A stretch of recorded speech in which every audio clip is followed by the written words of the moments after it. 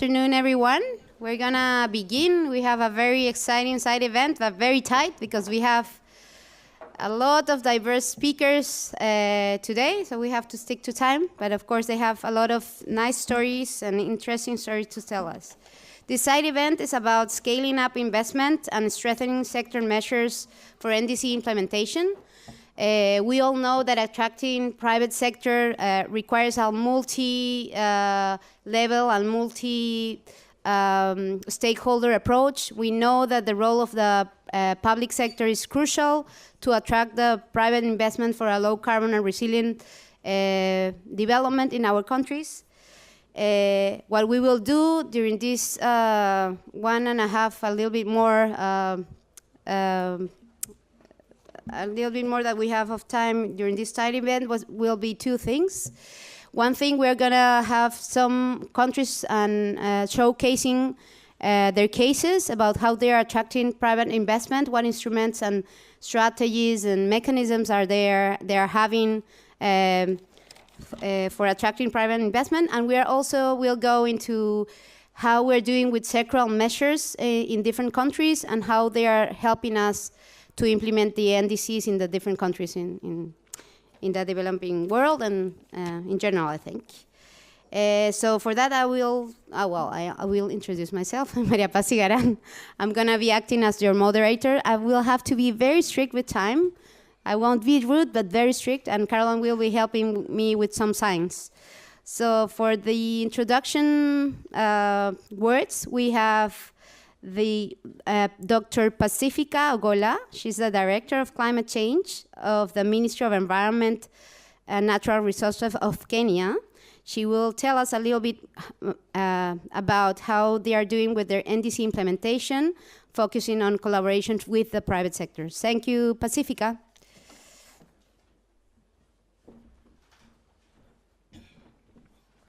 Yes, good afternoon, everybody. Thank you very much, Maria. I'm actually Director of Climate Change Programs Coordination, in charge of domestic action. And this afternoon, I would like to take this opportunity to read the remarks of our Cabinet Secretary, who would have wished to be with us today, but she could not due to unavoidable circumstances. So if she was here today, this is what she should have said. Excellencies, distinguished guests, ladies and gentlemen, on behalf of the government of Kenya, it's my pleasure once again to welcome you to this event, hosted in collaboration with our development partners. The ratification of the Paris Agreement and its rapid entry into force in November 2016 signal a global commitment on climate change. Advanced progress in the implementation guidelines would send a strong signal to markets in the real economy and provide certainty that the world is moving in a positive direction. Nationally determined contribution forms the backbone of the Paris Agreement, which indicates commitments, efforts by each country to reduce national emissions and adapt to the impacts of climate change. Countries will need to mobilize significant level of private sector investment to implement their NDCs. Appropriate incentives and financial instruments are required to support project development and expansion of market demands and business investment. Therefore, collaboration between countries and partners is essential to mobilize support needed to achieve ambitious climate actions. Ladies and gentlemen, Kenya's Climate Change Act 2016 provides a legal framework for mainstreaming climate change actions into policy, planning, budgeting, and implementation at both national and subnational levels. The Act also provides for incentives to spur private entity investment in climate change initiatives. In addition, it establishes a climate change fund as a financing mechanism for priority climate change actions and interventions. Our National Environment Management Authority, as a national implementing entity, will also enhance facilitation of direct readiness access to both the Adaptation Fund and the Green Climate Fund towards national climate change actions. To this end, the government of Kenya has partnered with the United States Agency for International Development, Low Emission Development Strategy Global Partnership, Climate and Development Knowledge Network, Federal Government of Germany, and others on a variety of activities aimed at accelerating investment in and progress towards NDC implementation. In partnership with the government of Kenya and with support from the United States Department of State, the Clean Energy Investment Accelerator will be exploring avenues and practices that could scale the role of private sector investment in Kenya's renewable energy microgrid sector. The Clean Energy Investment Accelerator assessment will distill the perceptions of private developers and financiers regarding Kenya's enabling environment for renewable energy microgrids and provide unbiased, consolidated feedback from private sector regarding key policy challenges and opportunities for scaling the market. Simultaneously, the Clean Energy Investment Accelerator will provide expanded and timely market intelligence to potential investors and Kenya energy service providers that may be interested in investing in Kenya. Together with the support of the European Commission, the United Nations, and the LEDS Global Partnership, Kenya is also working to enhance existing analytical frameworks to better inform NDC investment priorities and activities. Under the Africa LEDS project, a multi-institutional government of Kenya team is identifying key gaps in analytical framework and developing enhanced tools and processes to address those gaps and provide the government with more robust information about NDC investment priorities. Initially, this program will focus on accelerating implementation in key NDC priority areas of geothermal energy deployment, reduction of over-reliance on wood cooking fuels, and increasing agroforestry and forest restoration. Through support from German International Climate Initiative, ICI, Kenya, in collaboration with CDKN, will implement a project on mobilizing private investment for NDC implementation. The objective of this project is to support public actors and the private sectors to increase favorable conditions for private financing of NDC implementation by de-risking investment and increasing scale of demand. The Kenya Climate Innovation Center initiative, funded by United Kingdom's UK Aid and the Danish Ministry of Foreign Affairs through the World Bank's InfoDev Climate Technology Program, provides incubation, capacity building services, and financing to Kenyan entrepreneurs and new ventures that are developing innovative solutions in energy, water, and agribusiness to address climate change challenges. Furthermore, the Private-Public Partnership Act of 2013 of Kenya provides frameworks to foster the creation of a conducive environment for private sector participation in our economic development. Ladies and gentlemen, I'm happy to inform you that Kenya is expected to host the Africa Carbon Forum 2018, which is a good opportunity for scaling up private investment and strengthening sector measures for NDC implementation. This also reaffirms our strong position on sustainable development and climate change action. In conclusion, I wish to acknowledge and appreciate our collaborating partners for this side event, the Low Emission Development Strategies Global Partnership, LEDS GP, NDC Partnership, the Energy Research Center of the Netherlands, the New Climate Institute, United Nations Development Program, and the GIZ Support Project for implementation of the Paris Agreement. I look forward to strengthened cooperation towards implementation of NDC. I thank you all.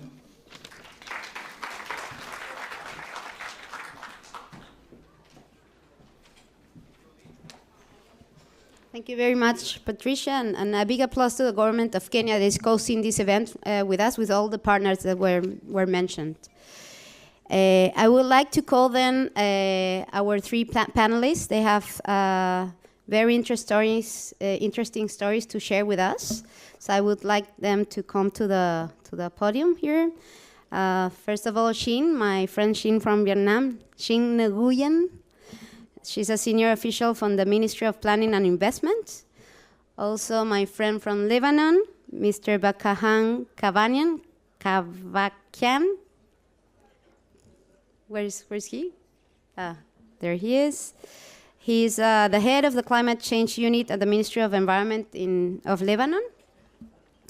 And also Mrs. Ruth, Dewa, from the Kenya Climate Innovation Center that was just mentioned by Patricia. So we'll continue with this segment that is about how you're attracting investment. So I will join you.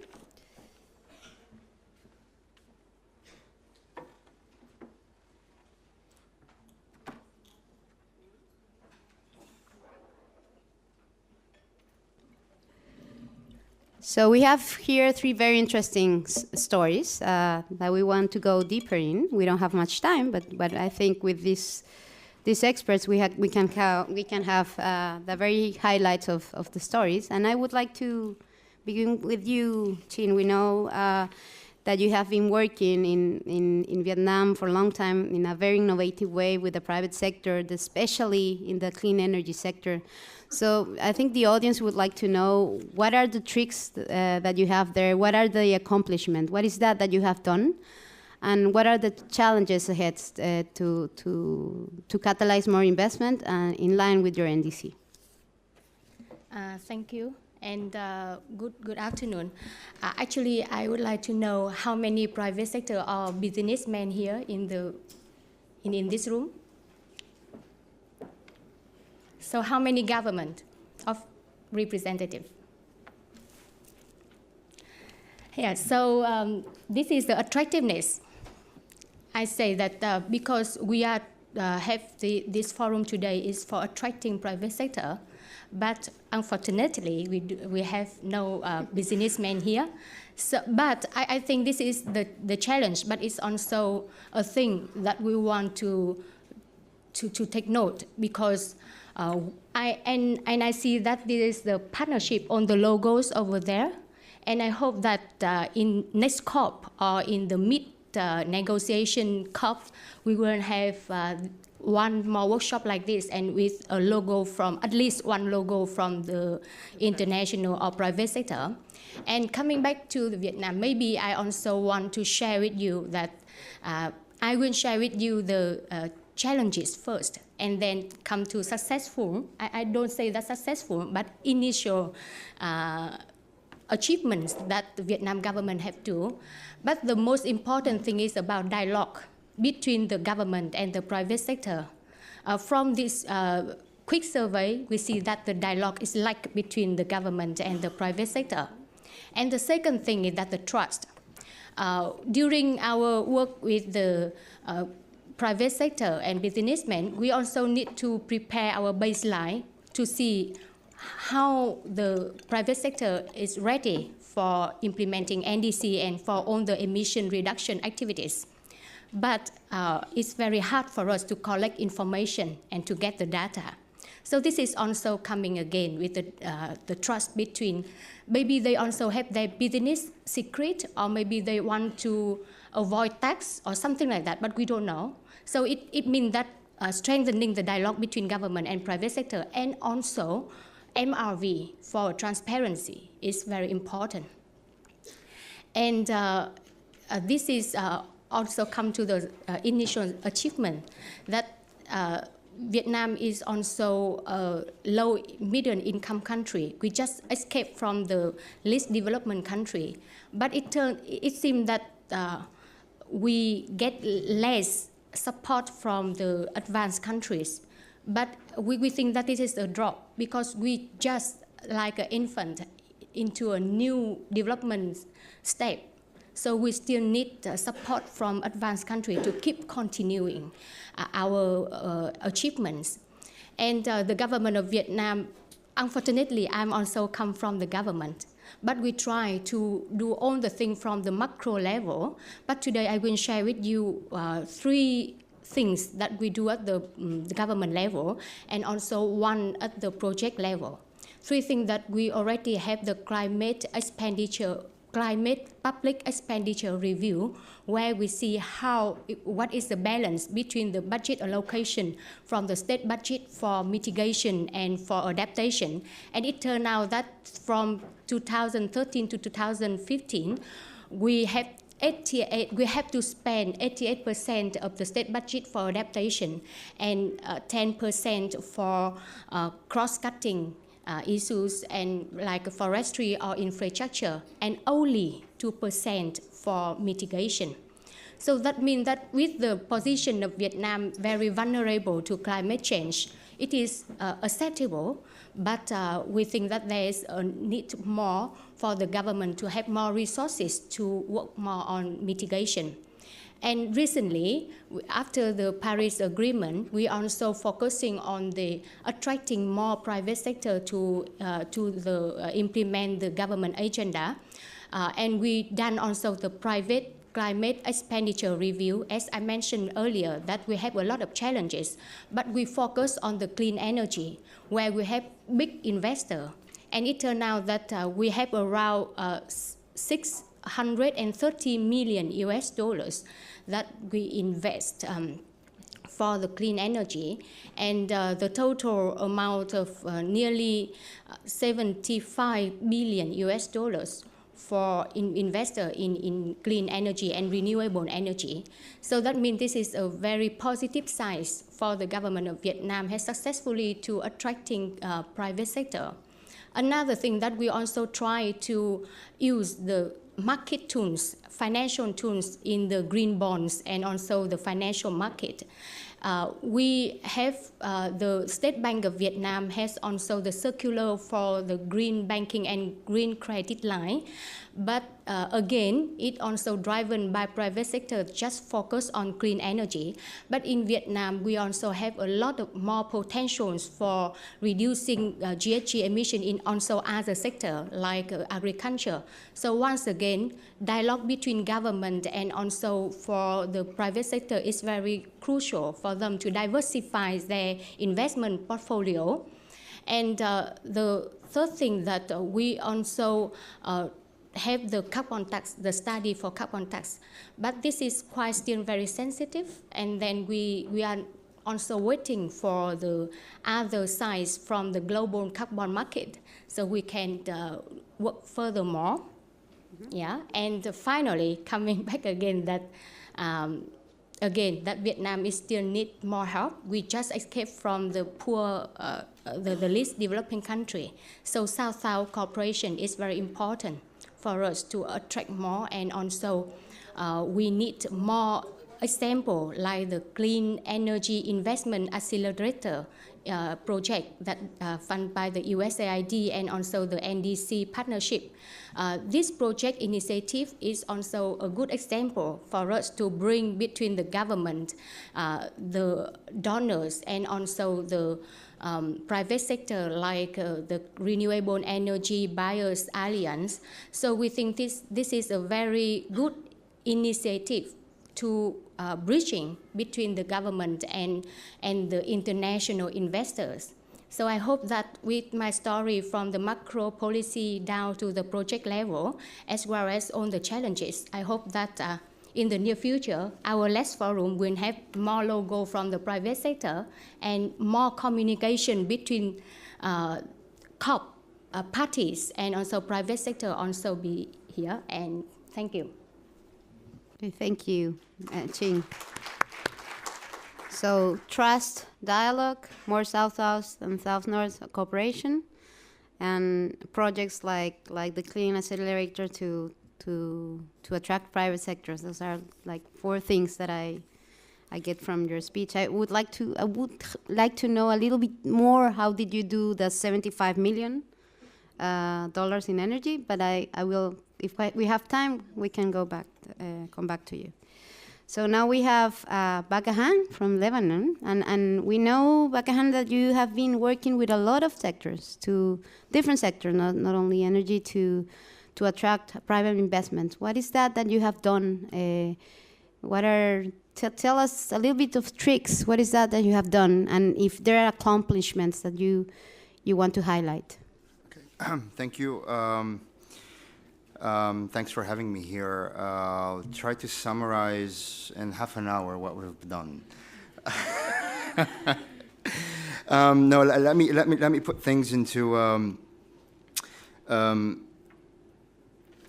legal framework to start with. Obviously, some of the work has been in process way before the Paris Agreement and the NDCs, but that also shows that whatever we were doing was also going into our vision in the NDC roadmap. We've lately issued a PPP law, so finally allowing the public sector to be involved in various infrastructure projects. But also something related to that, and which stemmed from the pre-2020 action that we were undertaking. The first private sector energy producers, so allowing energy to be produced by the private sector, has been agreed by the Council of Ministers, and that was a wind project. So again, when the law was passed, the process was underway in terms of bidding for the wind farms, and the first PPP for the energy sector was and is practically renewable energy, somewhere around 200 megawatts in terms of installed capacity. In parallel, for the last 5 years or so, we've mobilized around $400 million from the private sector for energy efficiency and renewable energy projects in the country. So it's a scheme that the central bank allows the commercial banks to reduce their reserves within the central bank on the condition that they use that amount of money that they're taking out from their reserve for investing in renewable energy and energy efficiency at near zero interest rates. So very much into green building, most of that money, the 400 million or so, but also a lot of decentralized photovoltaic and solar water heaters. They all benefit from that 400 million USD, and probably if we look at the portfolio or what's in the pipeline, it would be safe to say 500 million by the end of this year.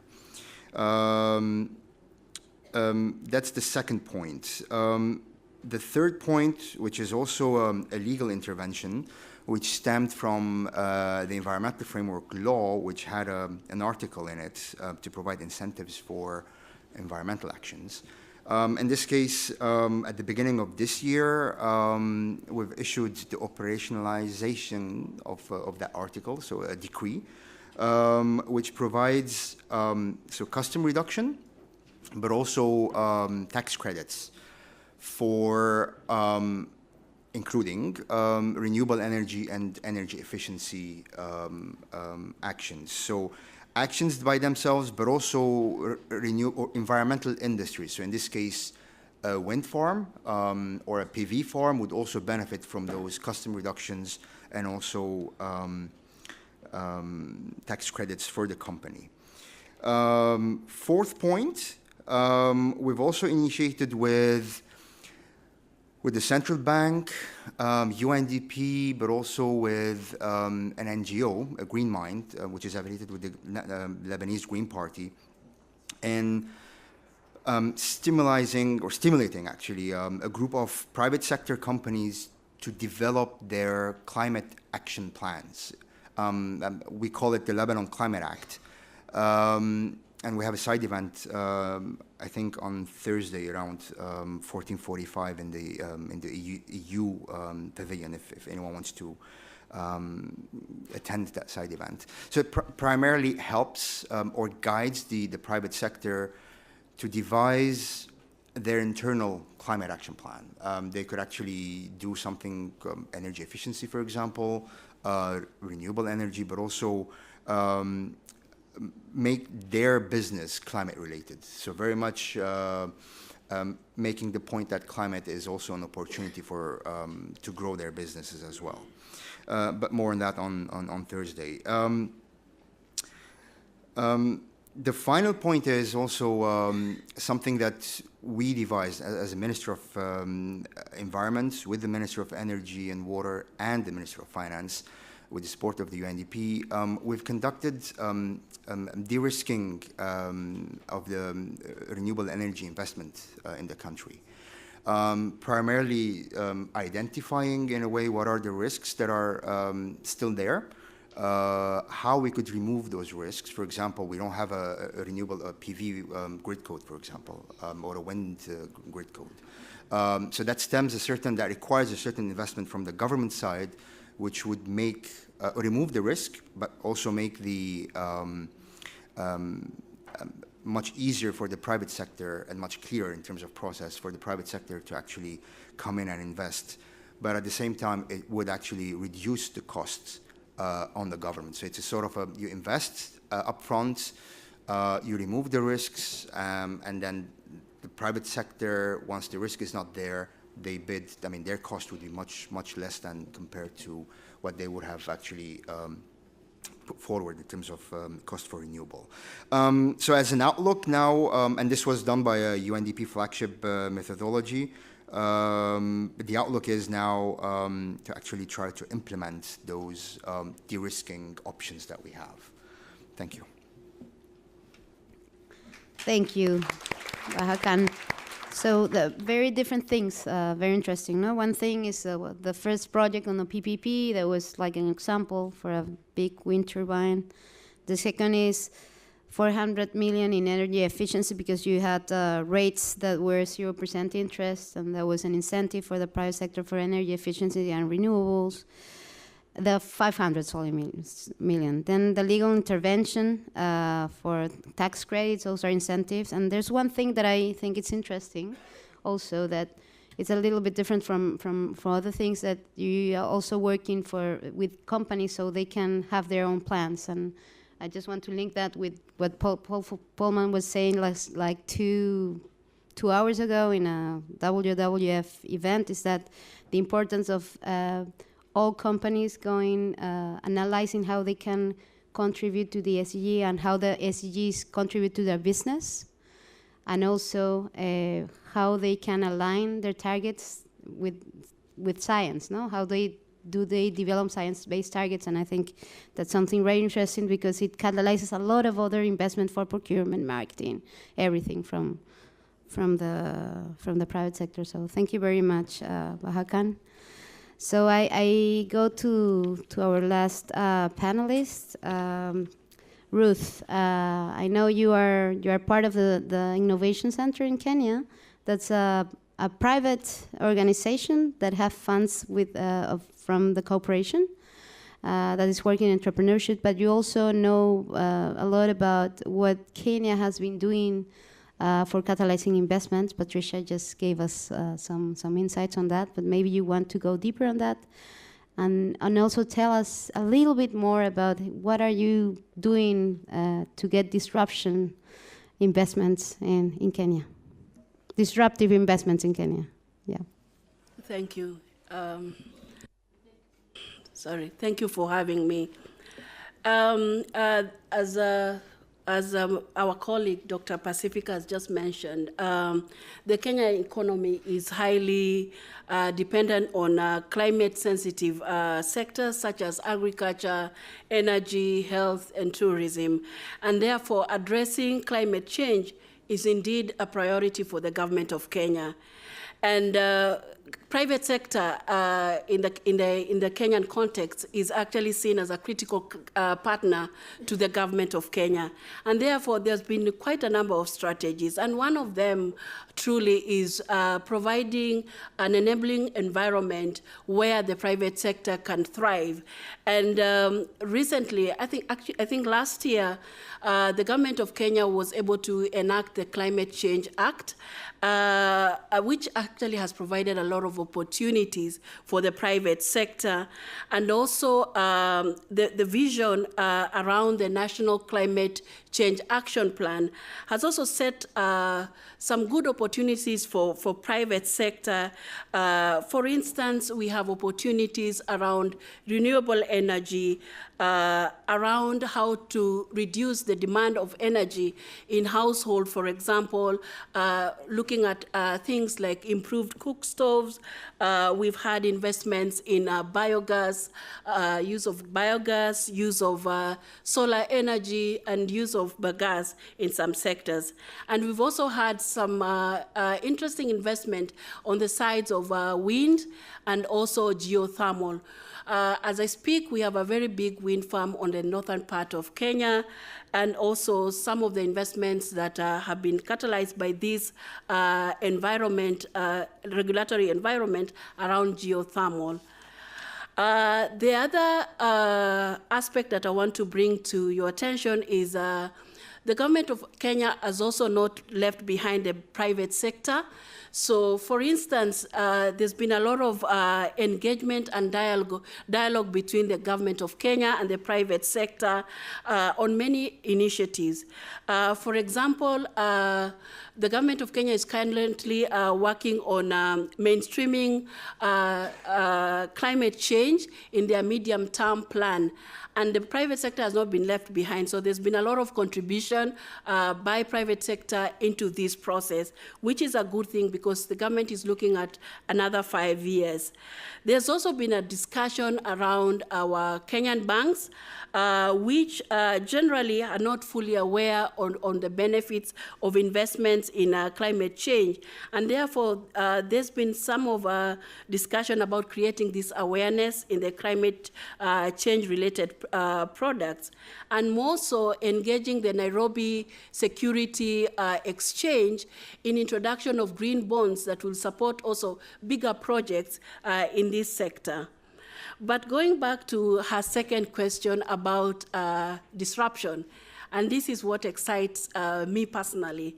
I work for an organization called Kenya Climate Innovation Center, which is a private sector but largely funded by the government of Denmark and also the UK government. And I'll tell you a story because I like to tell stories. 3 years ago, we discovered a young man somewhere in the suburbs of Nairobi who had this brilliant idea. And so we took him in, and he had this idea about growing plants or fodder without soil.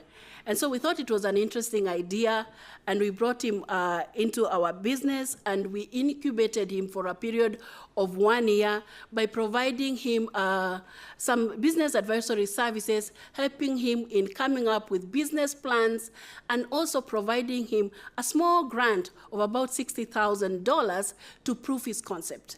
And those were 3 years ago. And so we've walked this journey with this gentleman for the last 3 years. And as I speak to you today, this gentleman, and his name is called Peter Chege, he's been able to mobilize about $1 million to invest in to scale up his business in different parts of Kenya. And also, I spoke to him 3 weeks ago and was telling me he has orders as far as Middle East. So this is what we do at Kenya Climate Innovation Center. So you come with an idea, and we will walk with you this journey. And this is because of the kind of environment the government of Kenya has allowed us to thrive in.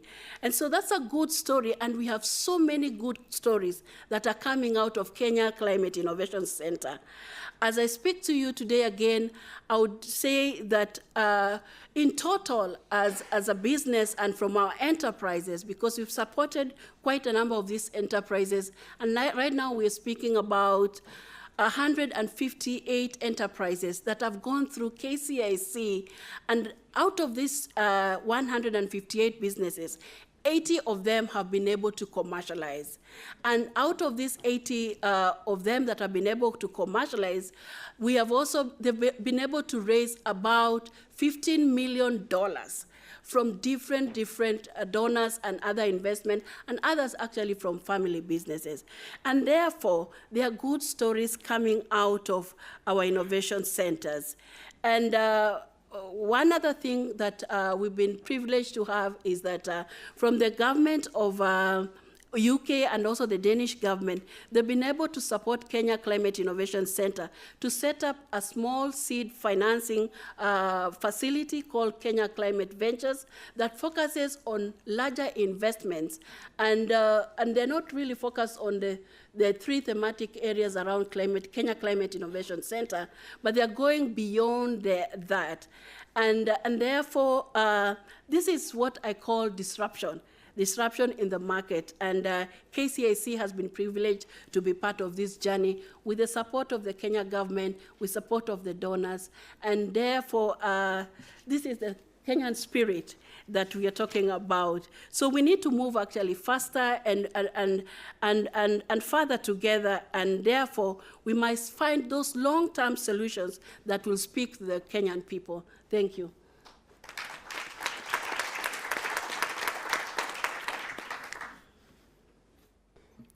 Long-term solutions that speak to Kenyan people, long-term solutions that speak to the world, actually. And that's something that it's very necessary. You know? We have to put the human in the center of our actions and be more aggressive, more ambitious. And I think that's something interesting, right? We are working on the sectors in trying to accelerate all these technologies that we know in energy and energy efficiency, but an 80% or maybe 90% of our efforts are on that, and with that we're not getting to the 2 degrees and not to the 1.5 degrees.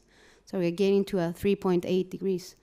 So this other part of how do we innovate, how do we go into these other kind of businesses that are disruptive, that go into the circular economy, that go into regeneration of ecosystems, it should be part also of our agendas in the climate community. I think many of our countries are also having efforts on that.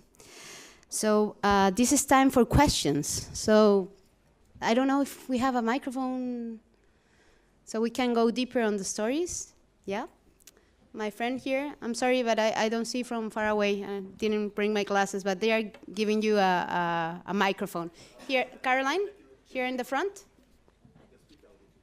Is that on? Yeah. Thank you, Caroline. Thank you very much. My name is Huzi Michelia from Nigeria. I want to just get some clarification from you.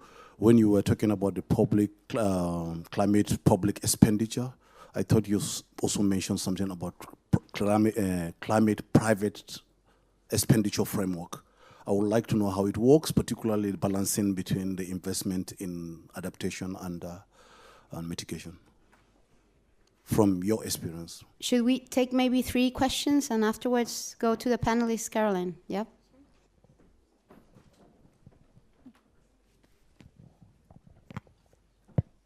Thank you very much. My name is Jared Bosire from WWF in Kenya. One will be a comment. Ruth, indeed the Kenyan government has put in place a very enabling environment in terms of supporting climate change mitigation and adaptation. But there's a comment you made about private sector, especially the banking sector in the country. The banking sector, through the Kenya Bankers Association, is also making a lot of progress.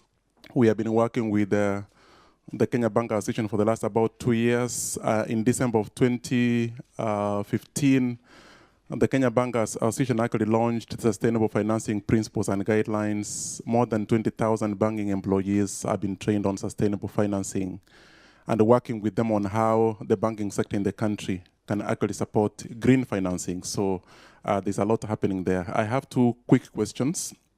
One goes to Patricia. There are so many sessions going on within COP on the role of blue carbon in climate change mitigation and contribution to NDC. There's a recent publication that was done by UNEP under the Blue Forests Project and other institutions, and analyzed and did an analysis to look at which countries actually captured blue carbon in their NDCs, and so many countries did not, including Kenya as well.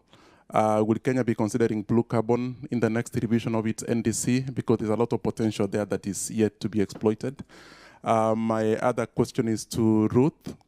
What is the role of youth in the climate change space.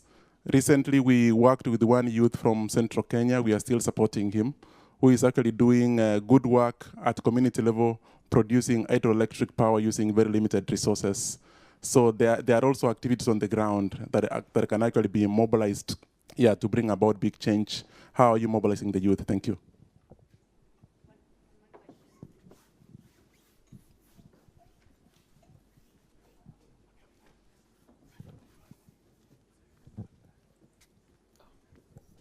Thank you. My name is Martijn Veen. I'm Global Sector Coordinator Energy for SNV, Netherlands Development Organization. I have a question for Ruth. We know Kenya is currently preparing for the Kenya Off-Grid Solar program, particularly to increase access to energy in isolated areas of the country. And not only solar for power, but also improved cook stoves. A big program, World Bank funded.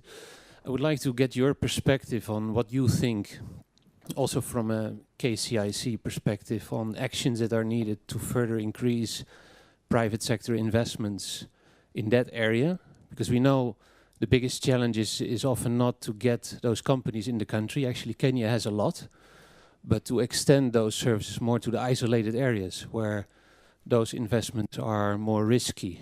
Could you give some inputs on what you think is needed to get those companies to those areas, and also what maybe the Climate Innovation Center can do there? Thank you. So I pass it to you, Ching, for the first question. Thank you very much for your question. And actually, my quick response is that you mentioned about the balance between private investment and also the public investment, if I'm correct. So my answer is imbalance, not competitive between the needs and also the provision capacity. Why? Actually, it took us 3 years for doing the public climate expenditure review, and now for the private climate expenditure review together with the UNDP, that it took us more than 1.5 years already, that we just only get the first draft, just issued last month.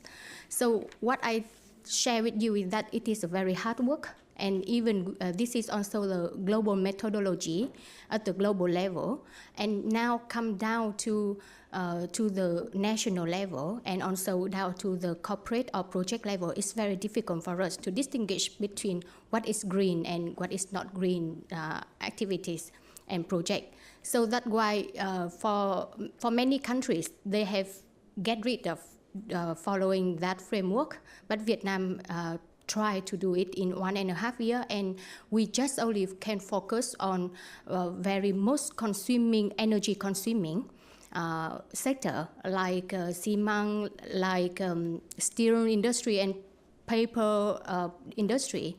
And you know that it is hard. I already mentioned that data collection, and one thing that even when we help the provinces to develop their reduction options, most effective economic reduction options through marginal abatement cost curve for their Green Growth Action Plan. And we already have options, but it is expected that we just only have 10% of the capital needs come from the provincial budget. And the remaining of 90% is expected to come from the state budget and come from the international resources and the private capital. So you see 10% and 90% is a very huge amount. And that's why I just recommend that we still need more cooperation and more dialogue between the private sector. And when we have the dialogue with the private sector, they have money. And there are a lot of money out there. But the thing that even when we go deep into the financial market, for rich provinces, we can issue the green bonds easily. But when we come to the poor provinces, it's very hard for us to issue the state green bond, and even harder to issue the corporate green bond. So there is still a gaps in the institutional framework for mobilizing private sector capital into that. And one thing more is the trust, the MRV. We are also thinking, what is green? And now people are also talking about the green finance laundry. You see, the laundry of green finance for many private sector, they do not do the green things, but they label their activity as green. So who will help us to keep track on that? So this is also a very hard work now, and I think this is they are taking a lot of time for me to explain, and we can interact later. Yeah, that. Thank you, Chi. You know, I know you have a lot to say and a lot of stories to tell. So Patricia, there was a question for you. Yes, Pacifica. Sorry. Yes, there was a question from Mr. Bosire on whether or not Kenya will capture blue economy in the next NDC. So first of all, I would like to say that if you look at our NDC closely, it's more like an economy-wide target. We were not very specific on the details, but we knew behind the scenes what went behind the numbers. And we were mostly informed by a greenhouse gas inventory that was submitted in the second national communication, so that we're able to prioritize the sectors which are the largest emitters and the ones that we need to focus on to reduce emissions. And then moving forward, we are in the process of doing the action plan. And if you look at our Climate Change Act, it actually mandates that everybody and every sector that is emitting should sort of like capture all these issues in their reporting. So we don't have to wait for the next NDC. At the domestic level, we already have structures in place through our legal framework that will help us capture all the sectors of the economy as required by the Act, which will also help us accelerate both adaptation and mitigation actions around the blue economy area. Thank you. Thank you, Pacifica. Ruth, I think there was a question for you about youth and cook stove and innovation. Thank you. Mr. Bosire, you asked about the role of youth in the climate change space. As an organization, we have realized that we do need to move with the young people, and therefore what we have done is we are now reaching out to different universities to look at the university researches that are lying on many shelves. And we have recently launched a program called Climate Launchpad in collaboration with a UK-based company called Climate Kick. And this is kind of like a boot camp where we bring together these beautiful ideas from the young people, and they go through a 2-week program with us in the boot camp, and therefore, and also compete in the national level, because we do realize that from this could actually form part of our pipeline as an organization, and therefore, so we are reaching out to different universities on that in terms of now mobilizing the youth. In terms of, there was a second question from SNV, I think, on cook stove and solar program, and how this can be, especially in the isolated areas of Kenya. I think my take on this is we are now working with the county governments, and climate change right now is being mainstreamed in the most CIDPs of the county, of most counties, and therefore we are supporting them as private sector. And I'll give you a good example of Kenya Association of Manufacturers, which is called CAM, is well known as CAM in Kenya, which is working very closely with some of the county governments in terms of supporting them in sustainable energy policies. And that has happened, I think, in about 2 or 3 counties. So we are trying to reach out to those regions that are termed as isolated through the county governments.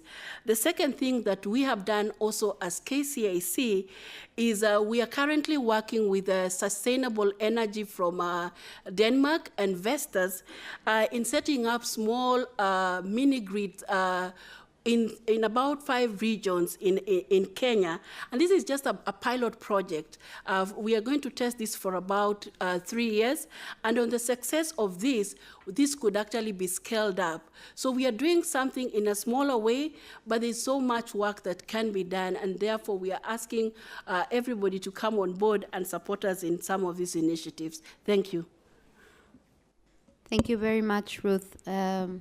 Is there another question? I think we can take one more. Yeah.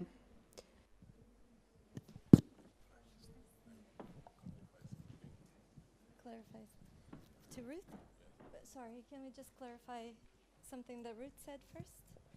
And then I'll send it to you. Thank you very much. My name is Alfred Geshu. I work with Kenya Forest Service. I just wanted to share some additional information on the question that was asked by Bosire from WWF on whether blue carbon is considered as part of the Kenya's NDC.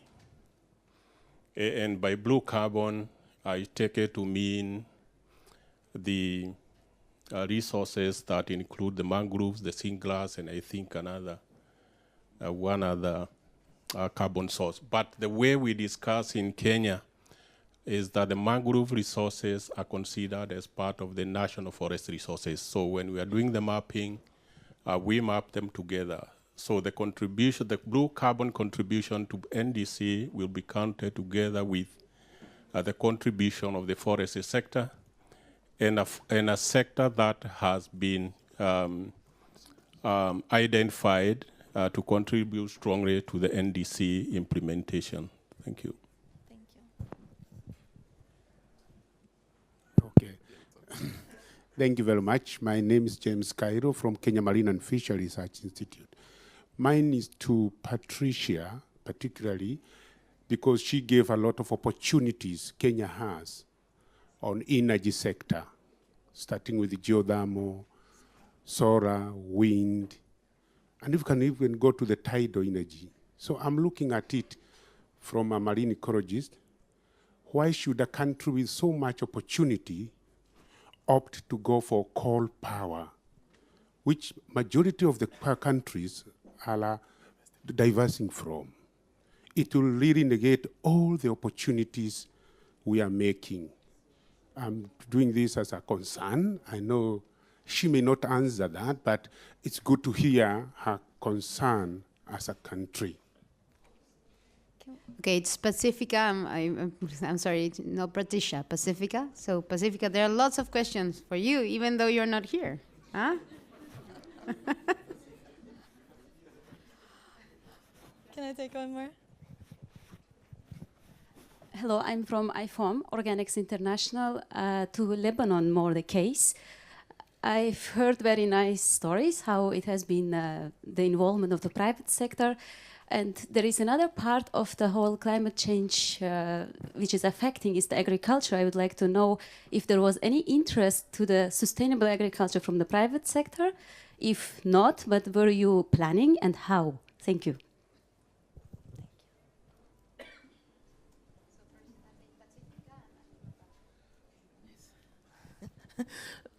Thank you very much for that tough question, but I was hoping that my colleague from Energy was in the room to to give an answer to that question. Paul is behind. Yeah, thank you. Please save me.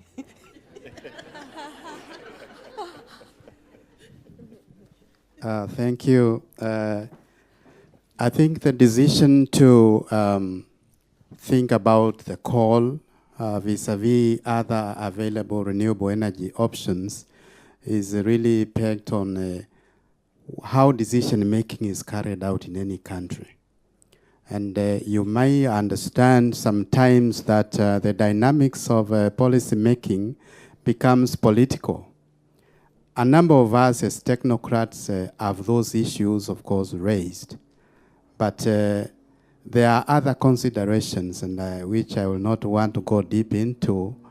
But this is a process which is ongoing.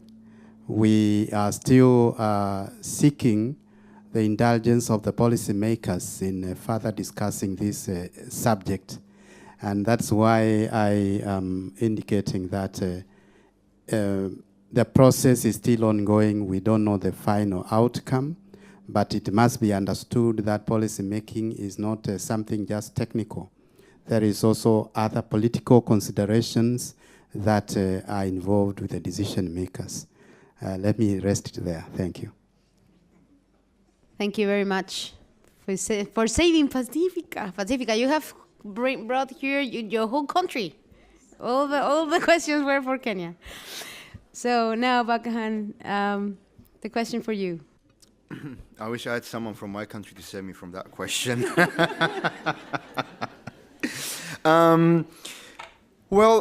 Agriculture, yes, but very recently. Something closer to the, but I don't have the figures. Something that is very similar to this National Energy Action and Renewable, National Energy Efficiency Renewable Energy Action scheme that we have, which is the near zero interest rates from banks. There's something similar. It's called LEA, Lebanon Environment Action.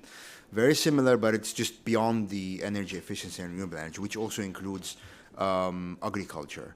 But also when it comes for the decree, which reduces customs, but also provides tax credits, also includes certain agricultural or the agricultural sector in a way. But I don't have any figures because the LEA scheme was launched almost a year and a half ago, but there's no aggregate number that is supporting specifically the agriculture sector because it also encompasses a lot of other sectors in it. Yeah, that will be it, I guess. So thank you very much for our three panelists. Please, a big applause for the three of them. Okay, of course, you can grab them to ask them more questions after this side event. I would actually tell you to do that because they have lots of things to tell you. But with that, we've finished this segment, and I just wanted to thank you for your sharing and just try to have a brief resume of what they said. Is I think what we need is trust and dialogue with the private sector. We need to know each other from the government side to the private sector. There need to be incentives and clear rules for reporting and for action. The private sector is there with money, but you need to accompany them and also to actually help them do more. We need to also work in innovation and disruption because we are not getting to the 2 and 1.5 degrees that we need. So, thank you very much.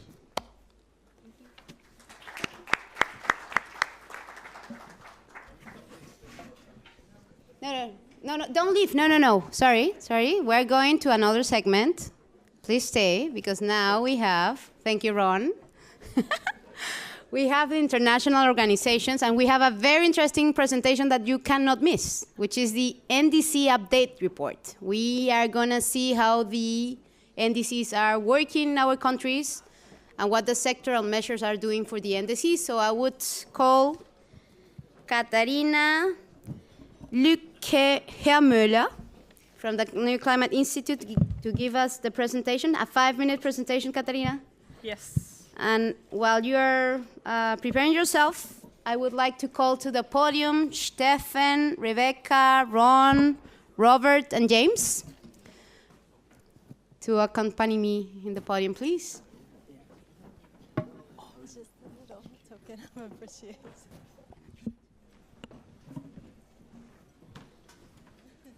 It's just a little.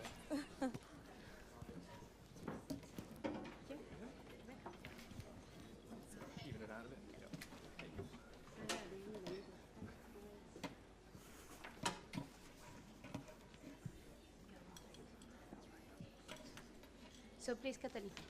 Yes, hello everyone. My name is Katharina Lycke-Hermöller. I'm from New Climate Institute, and I have the pleasure to present you briefly the NDC update report entitled The Long and Steep Road Towards a 1.5 Degree World. It's the second in a series of biannual update reports that we published together with ECN as part of our Ambition to Action project. So the report is organized along a series of questions, including how confident are we on NDC implementation progress, and to get some insights into that question, we conducted an extensive survey among stakeholders involved in NDC implementation, both at the sectoral and the national level. Other questions that we look into are how can we better assess real progress, and what does it take to make a convincing case for the actions needed to achieve the NDC targets. So going into the survey results, we see that generally countries believe they are very much on track to achieve their NDC ambition. But when you look a bit more deeper into the results, you also see that there are significant differences in responses between national experts and sectoral experts, where the national experts are generally more optimistic than the sectoral ones. And you see that here on the slide, that's especially so with regards to the identification, selection, and alignment of policies. We also find a bit of confusion about long-term low greenhouse gas emission development strategies, so the targets that the Paris Agreement encourages parties to formulate and communicate to the UNFCCC. And here we found that actually 35% of respondents believe they already have something in place that is called low greenhouse gas emission development strategies, and then even another 26% saying that their country actually have those under evaluation or those strategies are being prepared for implementation. So clearly there is some misalignment or some misunderstanding about what the terms mean. Then going into finance and support, which is much aligned with the event today. And here clearly this is one of the major challenges for countries. More than half of respondents actually indicate that they've made little or almost no progress in securing funding for NDC implementation. And also only a small majority says that there are attractive investment opportunities for NDC implementation in the country. And I think that is quite alarming given that most of these NDC implementation activities will have to be financed through private finance. And then unsurprisingly, perhaps 90% of respondents say that their government needs to become more effective in attracting private capital. And then one last thing I'd like to flag on the finance piece is that even when international funds are being secured for NDC implementation, respondents indicate that they do not seem to be tailored to the country needs. And so clearly something is going wrong there. And two other pieces that we cover in the report, and I would also all encourage you to download the report. I have the link at the end, and then there are some copies outside. Is there clearly the assessment that we are currently doing on NDC assessment, there's a missing piece, and I think the missing piece, what we think is the question about how easy is it actually to mobilize the action needed to achieve the NDC targets. And so we are thinking that there's room for a new complementary diagnosis tool which looks at the fitness, so the likelihood that a specific sector or country will achieve the NDC target. And then lastly, we also think that that we need a stronger convincing case for more effective NDC implementation. And that convincing case can be found also in a better benefits and enhanced benefits approach that looks at the wider impacts of climate mitigation actions. And so we provide some insights into that in our update report. And so with that, I think I Thank you, perfectly Katarina. on time. No, it's amazing, Katarina. Amazing, really. No, I think there are a lot of things that are very interesting in your report, so I would really urge you to download that report, and please save one report for me, yes, Katarina. So a big applause for Katarina.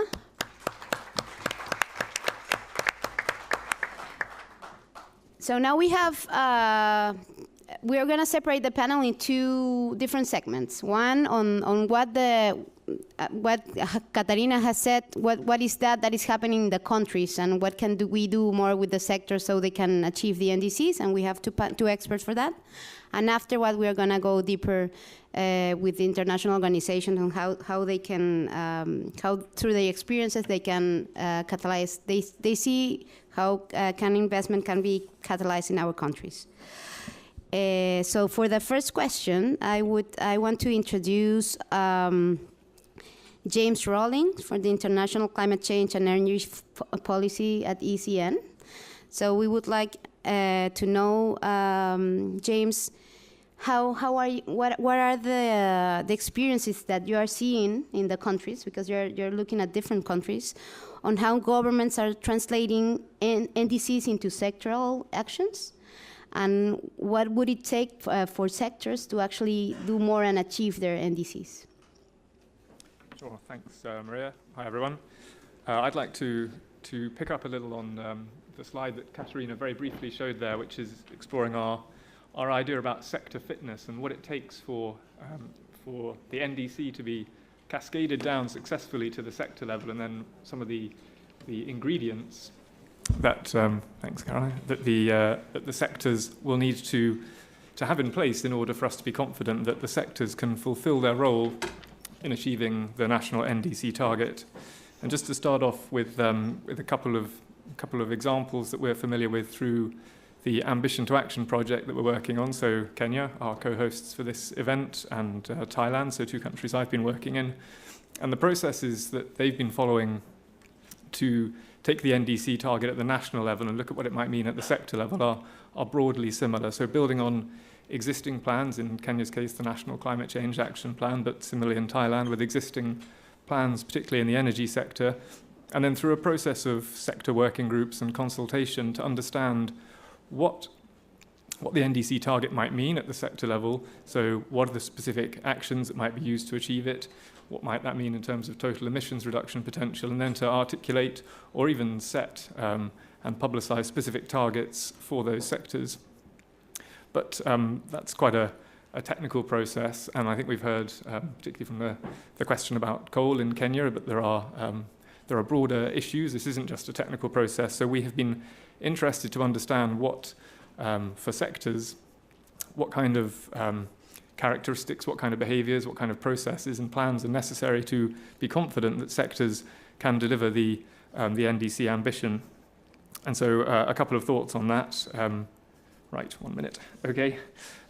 We think there really needs to be a clear vision for what a transition means for the sector. What does it mean to achieve the NDC? But perhaps more importantly, what does it mean to achieve the Paris goals for that sector? What changes need to happen over what time frame, and especially bearing in mind the longer term strategy, so looking beyond 2030 to ensure there's pathway consistency. Is that vision shared across different actors, different groups? Is it understood what the impacts are for them? They're going to be winners, they're going to be losers. Are there plans in place to deal with those? Because if you fail to do that, then they're going to hit serious roadblocks along the way. So these actors not only need to understand what the broader vision is, but what their specific role is. We can't talk about private sector investment and private sector mobilization if we can't be clear what we actually need the private sector to do and over what time frame. So having a clear vision for that is important. And at the government level, are the institutions and the policies in place, and are they equipped and resourced in such a way to provide that guiding and enabling role? So it's clear to the private sector that there is a sector vision, that government and the wider public sector, and indeed consumers, they're also a key part of this, are committed to that pathway. We know what it means, and we're serious about getting there. Thank you very much, James. So a shared vision and know the impacts and benefits, and also guiding the private sector with principles and guidance and everything clear so they can participate. We have also another international organization, Mr. Stefan Menzel. He is the NDC cluster coordinator at GIZ, the support program for the Paris Agreement. And of course, you are in many countries, so you must have millions of experience. So what is that you want to share with us, Stefan? Thanks a lot, Maria. Well, actually, I'm only in one country, and that's in Germany. But I have the pleasure to work together with a lot of colleagues who are in many countries. That's true. So I work for GIZ. That's correct. But I coordinate the NDC cluster, which consists not only of the 4 institutions that you can see there, but 6 more. You can check that out online. The lesson learned that I want to share here with you has some history, so to say. So I have worked together with the Environment Ministry in Germany also on the INDC development before Paris. And that was really interesting. And we mainly worked with the environment ministries there, and everything was going really fast. And of course, there was a lot of coordination going on. But you wanted to have really ambitious documents in the end to have in Paris. And then fortunately, Paris was a success. And now the INDCs, most of them turned into the NDCs, which now need to be implemented. And I think one lesson learned that I realized just in the past 1 year or 2 is that we now really need to talk to different people. And so that's a little bit on like a distribution of roles or distribution of labor, so to say. So also our role, I think, as environment people has shifted a little bit, because when it comes to implementation, we cannot do anything. It's basically the other people have to do everything. We can only point in the right direction, but we can give some like basic, maybe scientific grounding, or so to say. But it's really the experts in the sectors that need to do the job, and we need to convince them. So that's a lot of work and continuous work, and it probably involves a lot of fights and everything. But we really need the planning people and the sector people to do the job that we want them to do. So that's the big challenge. And I think today's panel was already a good example of how that is happening in many countries. But I can see also that it's not happening enough. So I want to say to myself and all the other people from the environment and climate side, we cannot must not be proud anymore, but we need to do need to seek the conversation with everyone else to do the jobs. Excellent, Stefan. It's a very deep reflection, actually, no? Because roles are changing, and we are in another stage, and implementation needs other actors, and it's not so comfortable to go to actors that you don't know. So that's a challenge, but something very exciting too of our times, right? So I want to go back to the investment and private sector engagement, and here we have 3 international organizations that have that are working in our countries in collaboration with our countries for a long time. And I wanted to ask these 3 organizations, what is that seems to be the most effective public policies and approaches to attract private investment through your different programs and projects that you have in the different countries? So I will begin with Rebecca Carmen. She is the Technical Climate Specialist at UNDP. Thanks, Maria. I was discussing this with colleagues, and I think UNDP colleagues internally, and I think what we decided was it's actually quite difficult to sort of say this is the set of public tools, because it's going to depend on the sector and the country context and so forth. But for us, I think there's 2 important things really to look at in this area, and one is about risks, and one is about sort of the leveraging impact of different policies. And so my work's been done a little bit by a couple of the previous panelists, but on the risk side, we have a tool that was referenced by Varken that really tried to look at the theory of change about shifting finance flows by identifying barriers and risks to investment. It was focused on renewable energy. And through that, coming up with a package of very targeted policy interventions, but it takes it down to a very quantified element. There's sort of 16 risks on both the policy and the financial side that it looks at. So another example, in addition to Lebanon, is that in Tunisia, which was the first example, we looked at the solar power plan there, and the very clear thing was around power market risks. And that was with respect to the regulatory framework, whether there was transparent pricing and contractual issues. So this was in 2015, just to flag. But there, by addressing this one particular risk, it was possible to save 1 billion over 20 years, by looking at the whole sector, actually, wind and solar. We've also done the exercise, we're in the process of doing that exercise in Nigeria, Kazakhstan, and Belarus, and Cambodia. So there was a body of work building up, and now we're also trying to look at energy efficiency with this same process. And then on the other side, in terms of leveraging policy tools, again, we have looked now, we're piloting this private finance flows work. In addition to Vietnam, we've also looked at that in Ecuador and Thailand. And again, I think there what we're trying to explore is not necessarily just this idea of mapping private finance flows, but really, if there are policy levers that are being applied, have they made an impact? Can you sort of see the sort of a quantifiable change in finance flows? So again, in the case of Thailand, they're looking now at sort of grants and tax incentives and feed-in tariffs related to renewable energy. And then in the next phase, they want to go back and explore energy efficiency. So again, I think they're finding that this is a really useful tool to use in terms of trying to really understand what the policy tools are for your country and your contexts. And would be happy to sort of share some information, perhaps upload it to the side event site as a follow-up to this, so countries can find that and learn more about it. Excellent, Rebecca. Thank you. So we are now learning a little bit more of the private sector. Of course, when we invest, we want to know the risks, so that's very important. And the other thing is what is working, right? What leverage their intervention and their engagement. So that's interesting. But it's interesting to know that we are learning from them, right? And that we are at that stage. So I want to go to Ron.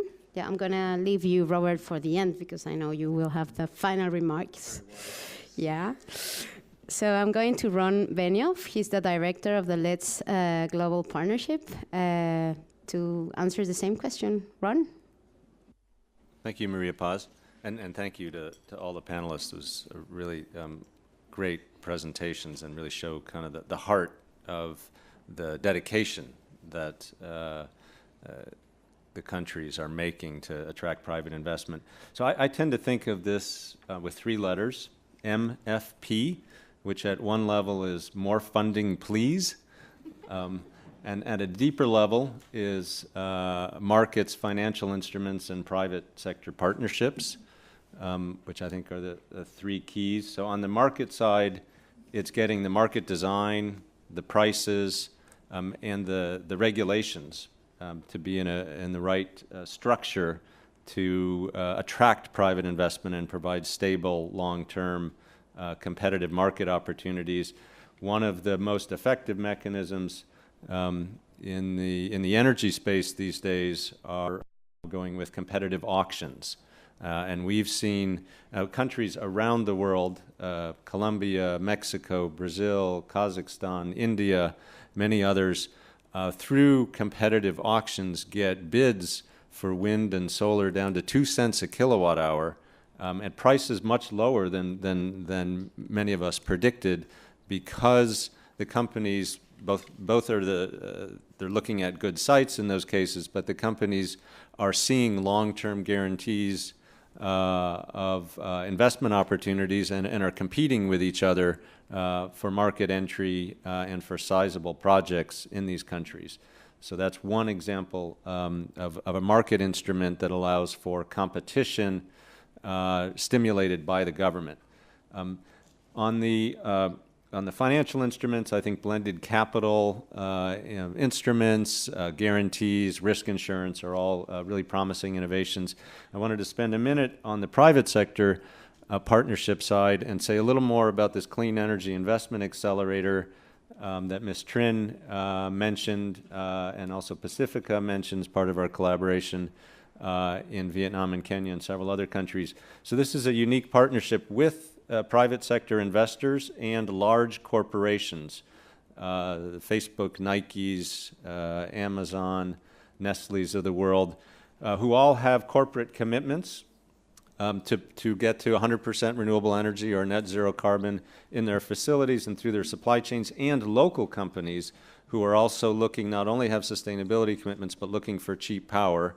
So we're working together with the countries to enable corporate procurement by policy reform. So in Vietnam, for example, working together on allowing direct corporate purchasing and working on things like wheeling and banking, and also then working with investors to create funds such as the Microgrid Investment Accelerator that has corporate investment already, and we're using market assessments and opportunities to crowd in additional funding. So it's a really exciting model, and glad to talk about it further. And please let us know. We have a whole bunch of communities of practice and advisory support available through the LEDS Global Partnership and the work of Ms. Trin and others. Thank you. Thank you, Ron. You always have so much to say, no? No, but that's very interesting, no? The way you combine big corporations with entrepreneurs. And that's something that I think is very, very needed for getting to our goals. So we are gonna end with Mr. Robert Bradley. He's the Director of Knowledge and Research of the NDC Partnership. What a role. So Robert, what are your insights? Thank you. Well, bringing up the rear like this gives me two advantages. One, that I can keep talking and I'm not holding anybody else up. Yes, you are. You need to not record. But secondly, that I'll try and complement the range of excellent comments that there has already been. So I think, in a way, we spend a lot of time in these meetings talking about what is needed to attract private sector investment, and on one level it's tremendously complicated. On another it's not. It's actually very, very simple. And we don't really need to do a lot more dialogue with private sector in that sense, because we know that investors require the kind of stable, enabling environments that lower political risk and allow a reasonable chance of return without losing out on money. What we are starting to see, and I should say that the NDC Partnership works primarily through national governments and national processes, so that's the angle at which we're coming to it. But we're starting to see the countries that we're working with spend a lot of effort on integrating the NDCs into their mainstream budgeting processes and financial planning. And that in itself is enormously helpful to investors, because if I'm an investor looking from outside into a particular country, the signal that is given by the Ministry of Finance formally integrating these measures into my financial planning gives me great reassurance that these are not press releases that are being put out about actions that may get changed tomorrow. These are now formally part of the long-term structure. So I think we shouldn't underestimate the sheer power of the NDCs and the way in which countries are treating those NDCs seriously as driving that kind of long-term predictability that is needed. I'll highlight one other thing, overruled. I'll highlight one other thing, no, I will stay with them a minute. And one that we haven't touched on so much so far. So Ron mentioned the way in which many countries are now starting to see renewable energy projects really take off with extraordinarily low prices. Renewable energy projects have been through really a couple of decades now of people getting used to them. No investor ever wants to invest in the first of something. Everybody wants to invest in the 10th of something. And we've now got enough track record on many of those solutions that creates the kind of certainty and comfort with technology risk and so forth.